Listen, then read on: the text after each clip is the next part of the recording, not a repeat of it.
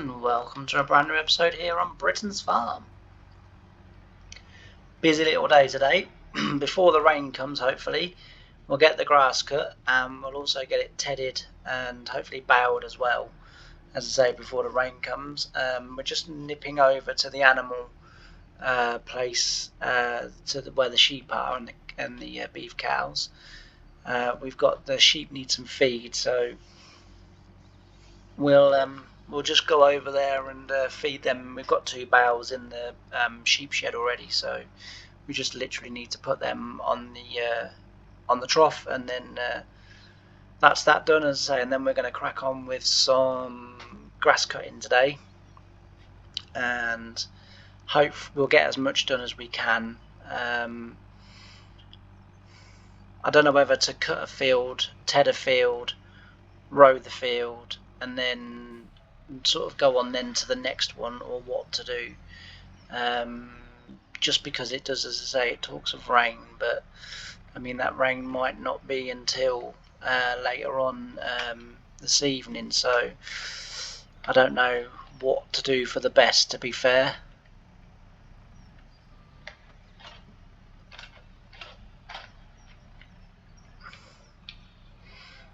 But as I say, we'll pick this up, try and lean it back against that. I've not really picked that up high enough, actually.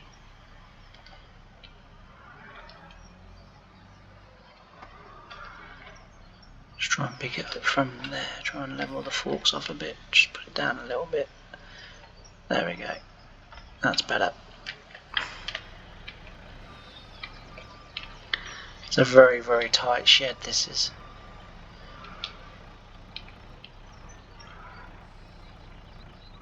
Don't want to catch the bales on that doorpost because, or RSJ as they're called, otherwise it will take the bales off, and obviously don't want that.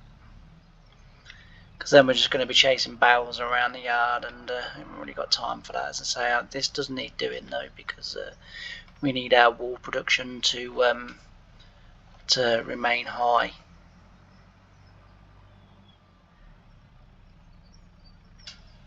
Should drop when I get near it.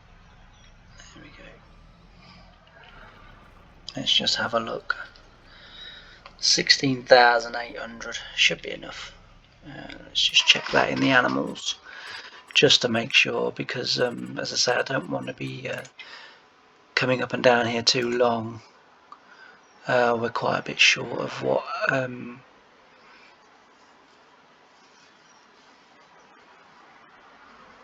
what we should be.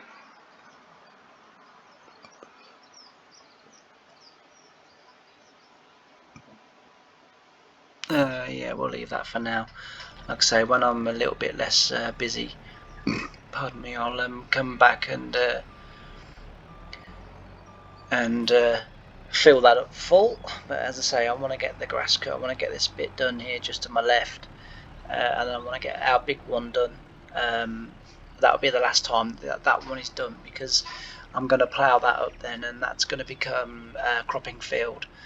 So in the spring we will we'll plant that. I'm not sure what with at the moment, but we'll plant that, and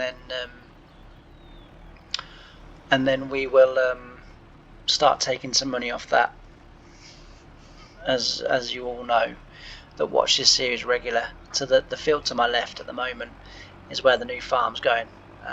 So it could well be that we start to get the farm sort of done and the layout okay, but then what's going to happen is that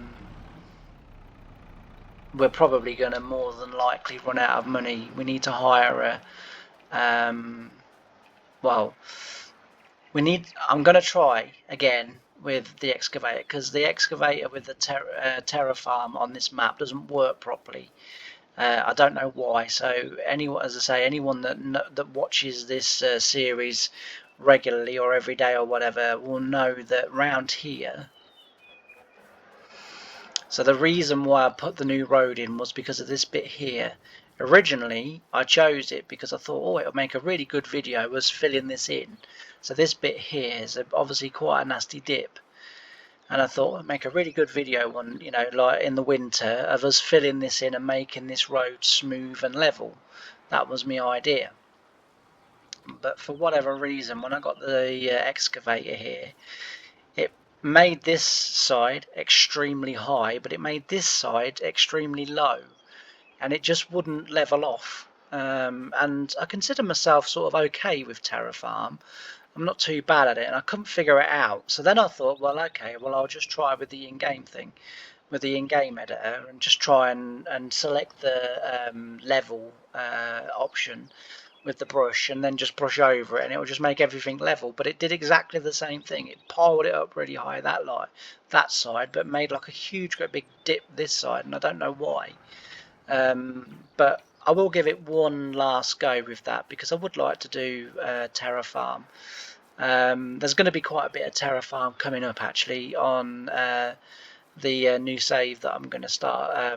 That's going to be a lot of redeveloping over a very long period of time. Well, that's the hope anyway, if I can make money, because it's going to be like the hardest we can make it, but that's the hope. But yeah, I'd like to level this off. So what I would sort of do is I'd close this road off. So I'd close this road off and then get rid of the tree, chop the tree down, and then have the excavator on the road. And the reason for that is that whatever the tracks are on, that is the level that... Jesus, I didn't see him, and I looked that way as well. Whatever the level the tracks are on is the level that it will bring the ground up to, and I want the ground level with the road. I want the ground to be level with the road, so it will be slightly higher than that this side, but then it should work out right as we come down here.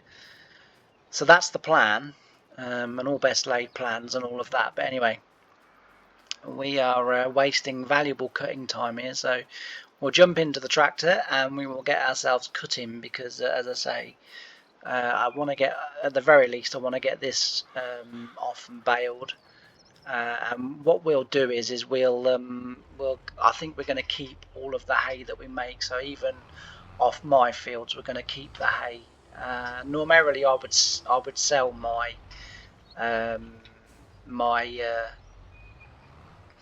my hay just for the farm build, really. But I think this time around we've agreed that I am going to keep it, and we're going to have it for our cows and our sheep and stuff, because once we get my farm built, then I'm hoping at some point then we're going to have money and the opportunity to get some dairy cows, because that's the next thing that the farm needs. Again, I had a bit of a dairy setup back in the sort of mid to late 80s, early 90s, and I'm keen to sort of get that up and going. For anyone that hasn't watched the series and is new to the series, so it's called Britons because when I was a kid, I grew up playing with the Britons farm toys and collecting the farm toys as well, and whilst doing something else on Farming Sim, I came across quite a lot of mods that represented the sort of toys and tractors and combines and things that I had when I was a kid. So I thought, actually, it'd be a really great idea to do a series, Britain's Farm Toy series, and sort of take it from the carpets to Farming Simulator. My little boy, when I sort of mentioned it to him, he's 8, and he hasn't started collecting the tractors yet, but he is now starting to show an interest in them, because the other day we was out and he was sort of kind of, I wouldn't perhaps mind some of them for Christmas, Dad, and I was like, oh, okay. Notes have been taken. Just because you get to Christmas and you think, well, what the hell do I buy him?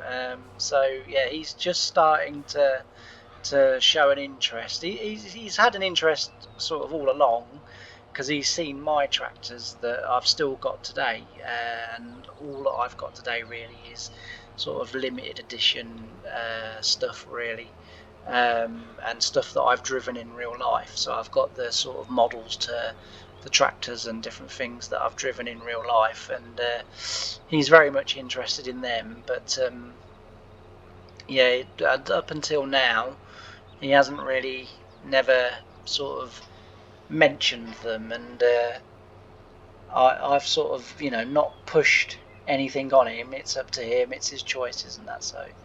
But yeah, that's what this series is all about. It's all about kind of taking what we had as or what I had as toys, and making them come to life, if you like, in Farming Simulator. And I have to admit, and I have said this before, that sometimes, especially when I'm in the New Holland Combine, and if I'm doing bits and pieces off camera, I tend to then drive in the cab. So if I was playing sort of just casually, for myself, this is how I would do everything. I would do everything in the cab. But I kind of sort of think that doesn't really make very good videos sometimes, because there's, the field of view is very restricted to that rather than that. And so therefore I do a lot of the recording out of cab. There are still some jobs that I do in the cab, drilling being one of them, because it helps to see where the mark is, and also to line the middle of the bonnet up with the mark. So it is easier to do that job in cab, but quite a lot of the jobs I will do out of cab. But yeah, so it's when I'm in the combine, it's very surreal to kind of sort of, and it feels small as well, the cab on that combine, so it feels like you're sat in the cab of a toy combine, and it's very, to think that this is what I used to imagine, and here I am sort of in a way kind of doing it, not obviously physically in our realm, but in the realms of a computer game. And yeah, it's good, and so I've really enjoyed this series, and this series does get quite a lot of good positive feedback, so hence the reason why we keep recording, because as I say, it is fun to make, and it is going to be really interesting to see when we do eventually get to the end, because all good things must come to an end at some point. But when we do get there, what the farm and what everything will look like. So yeah, anyway, I've gone on a little bit too long, and what I'm going to do is I'm going to switch over to some time lapse, and then I'll see you either when it's raining and we're rushing to get the tedding and everything done. It's got to be done today, because today is the last day that the grass is going to be here, and then winter is going to come in November there, and well, technically speaking, still autumn, of course, but the game says that in November the grass will sort of disappear and stop growing. So we need to get this in today. We'll do as much as we can. I don't think we're going to get anywhere near all of it done, but we'll do what we can, and take off it what we can. We've got more than enough for winter anyway, so I'm not too worried that we won't get all of it cut, because as I say, we've got more than enough for the winter anyway. So, but yeah, I'm going to switch over to some time lapse, and I'll see you in a little while. Bye for now.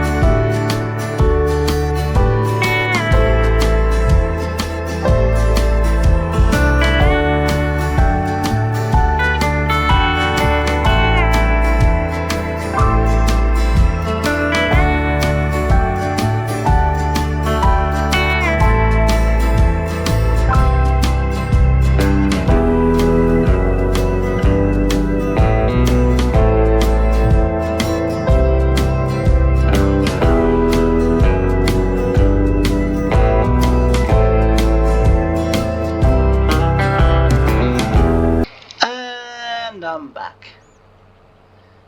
So we're getting the grass mowed through pretty quickly. This is probably going to be the last field that I do mow. I might do the one the other side of the trees to my left. I might do that one, I'm not sure, but I think this is probably going to, because this will be more than enough hay. One of the littler fields, I'm going to leave that as grass and bale it as grass, just for the sheep, because they don't require sort of hay or anything special like that, so they can have a few bales of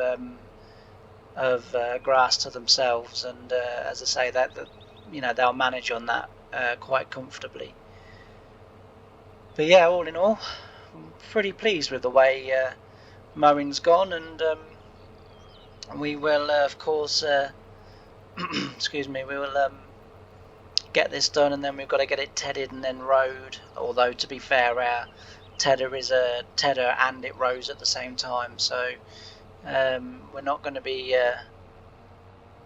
too long before we've done a few fields with that machine. It's not very wide, but the fact that it's doing two jobs in one pass means overall we're going to be saving a bit of time, I think. But yeah, and then as I say, that will be that done, and then we'll crack on to the farm build, which is going to be coming up now over the next. I'm not too sure whether to do it over the next few episodes, or whether to do it all in time lapse and then just speak either end, so that the whole build is sort of time lapsed. I'm not sure, but I'll have a think. I mean, for me, it's the same old problem. That is memory dependent, because it's probably going to take a good 2, 3, maybe 4 hours to do all of what I want to do on the farm build, and so it's whether I've got the memory to be able to record all of that or not. But I'll see how and where we get to. Next time when we come back, though, I will have this road and tedded. I'll have it all tedded and rowed, and then the next episode will be baling, and then we'll start to collect the bales off the field. I don't know how well that's going to go, because it's square bales this time, not round bales, and I'm not very good with the round bales, but I am slightly better with round bales than I am square bales. But I'm sure we'll make a job of it somewhere. But yeah, so as I say, at least we're getting a few jobs done now.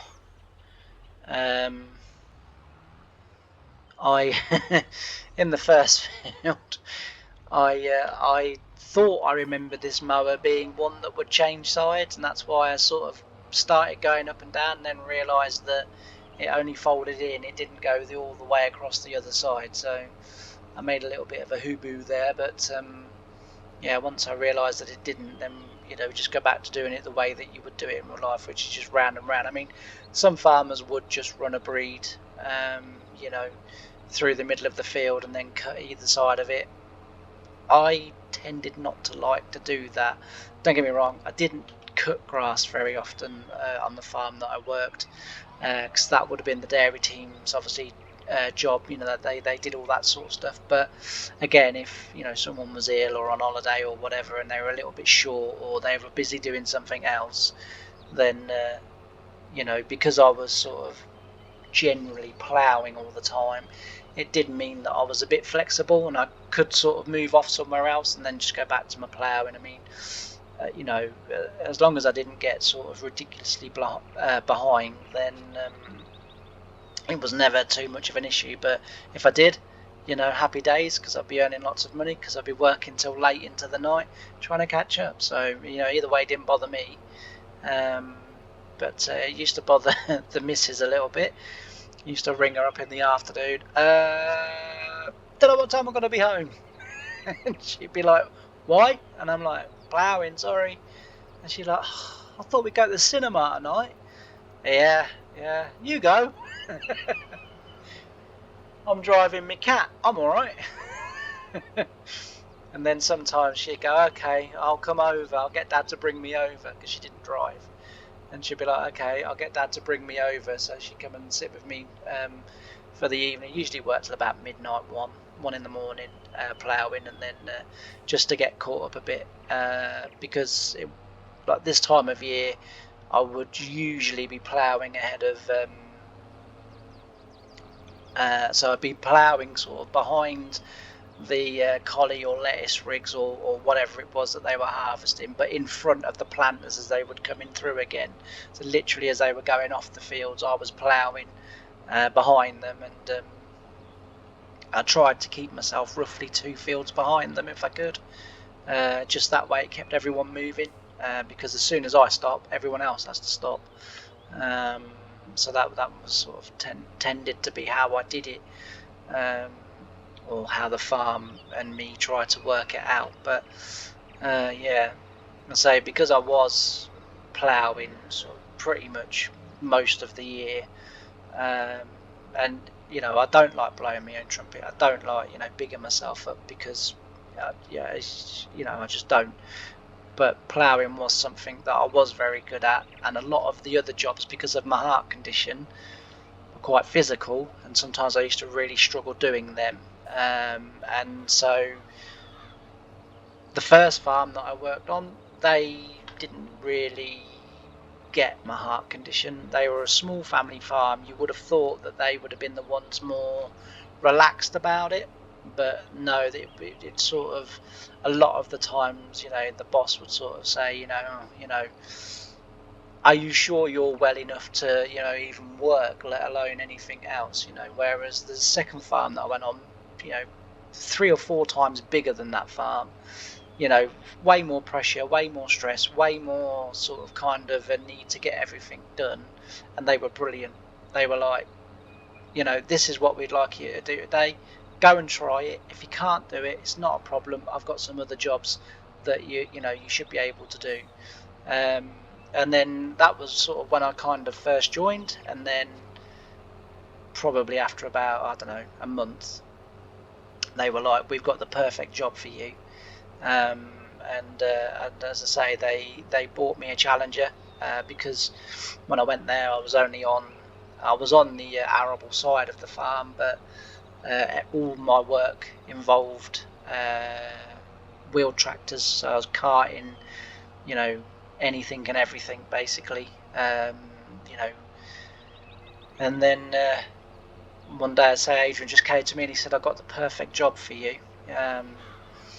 And as sort of luck would have it, the guy that was doing it before me was retiring.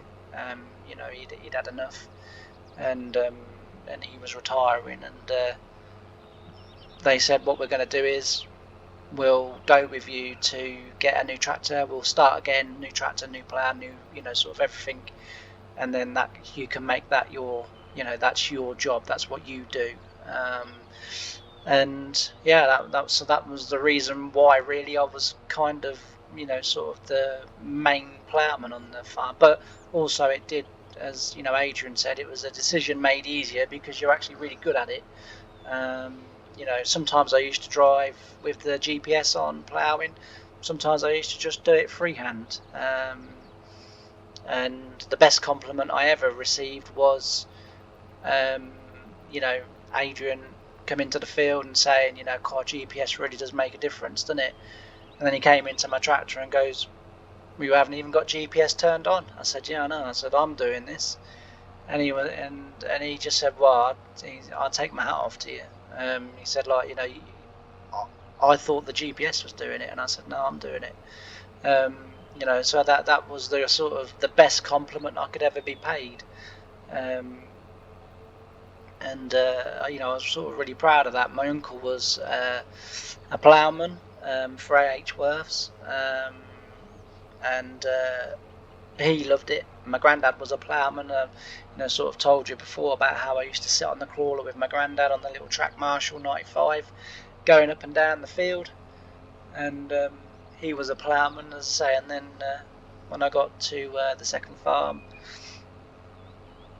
I after about a month or so, was given the job and never really looked back. And then, unfortunately, as I've said before, and I'm sort of not going to repeat in depth, but my heart condition got worse, and I then couldn't. I mean, today I've been struggling to even sort of walk to the kitchen to get a drink or whatever. So it's just the way it is. Unfortunately, I knew at some point life was gonna go like that. No one knew when, and I was rather hoping it was going to be in my 50s. Unfortunately, it was in my late 30s, but there you go, best laid plans and all of that. So yeah, but anyway, we're going to crack on with mowing this grass, and so I'm going to get it rowed and tedded, and then the next time you join me, we'll be baling this, and then we'll try and collect them in a half decent manner.